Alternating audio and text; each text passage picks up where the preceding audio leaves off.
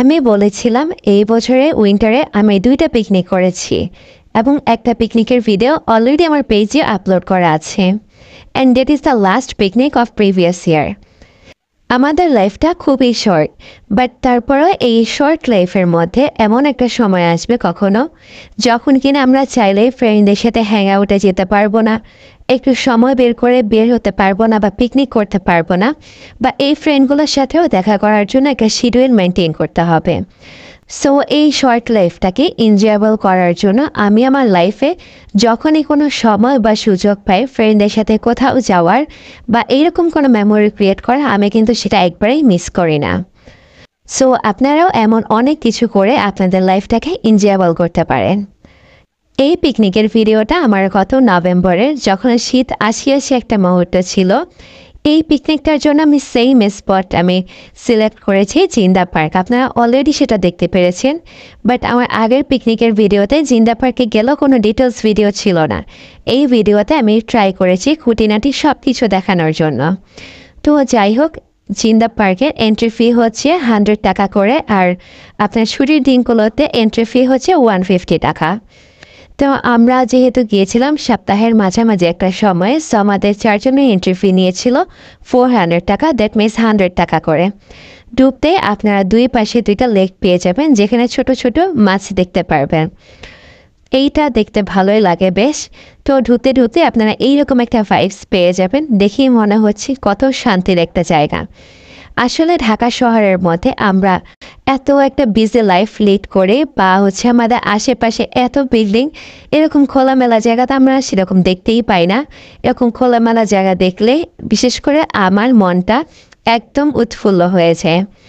So আমি সবসময় ঘোরার জন্য সিলেক্ট করি একটু খোলামেলা জায়গা। এখন অনেকেই কোয়েশ্চেন করতে পারেন, আমি কয়েকদিন আগেও জিন্দা পার্কে যেয়ে এসেছি, আবার জিন্দা পার্কে যাচ্ছি, আবার সেম পিকনিক করছি। আমি অলরেডি 4 বার এই জিন্দা পার্কে গিয়েছি। আমি যদি সেখানে আরও 10-12 যাই আমি তাও বোরিং হব না, কজ প্লেসটা এত সুন্দর।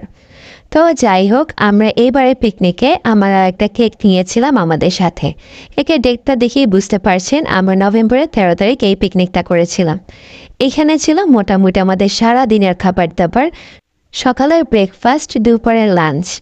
যেহেতু এর আগের বার আমরা বাসা থেকে রান্না করে নিয়ে গিয়েছিলাম, সো এইবার চাচ্ছি কোনো রকমের ঝামেলা না করে আমরা কিছু ফাস্ট ফুড নিয়ে যাই আমাদের সাথে, যেটাকে আমরা লাঞ্চ এবং ব্রেকফাস্ট হিসেবে ইউজ করেছি।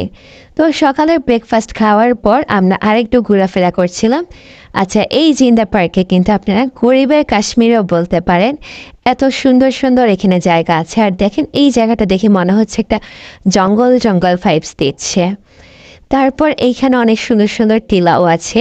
মানে সব কিছু মিলে আমার কাছে এটাকে মনে হয় গরিবের কাশ্মীর। যারা কাশ্মীরে যেতে পারেনি তারা কিন্তু অবশ্যই এই জিন্দা পার্কে ঘুরে আসবেন।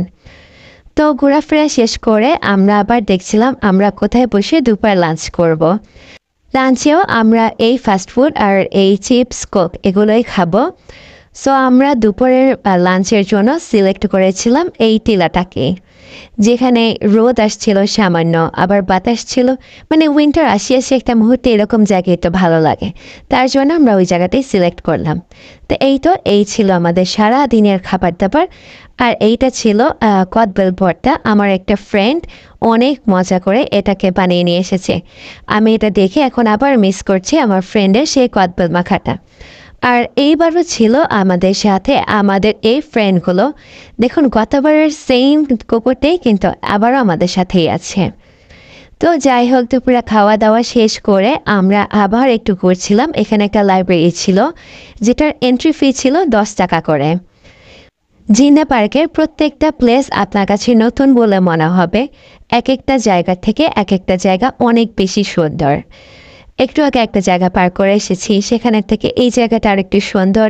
আবার এই জায়গাটা ক্রস করে যখন অন্য জায়গায় যাব, সেই জায়গাটা আরও বেশি সুন্দর। মানে আপনি কোনো প্লেসের সাথে কোনো প্লেসে মিলাতে পারবেন না, প্রত্যেকটা প্লেস ডিফারেন্ট ওয়েতে খুবই সুন্দর। আর এখানে বসার জন্য একটা দোলনাও ছিল, সেই দোলনাতে আপনি নদীর পাশে বসে দোল খাচ্ছেন, ভাবতেই কত ভালো লাগছে। তো এইটা ছিল আমাদের বের হয়ে যাওয়ার মুহূর্ত, যেহেতু বিকাল হয়ে এসেছিল। তো আর কি করা, খারাপ লাগলো, বের হয়ে যেতে হবে। আর এই ভিডিওটা আমি এডিট করতে করতে আমার মনে হচ্ছে আই উইশ আমি এখনই আবার যদি জিন্দা পার্ক যেতে পারতাম।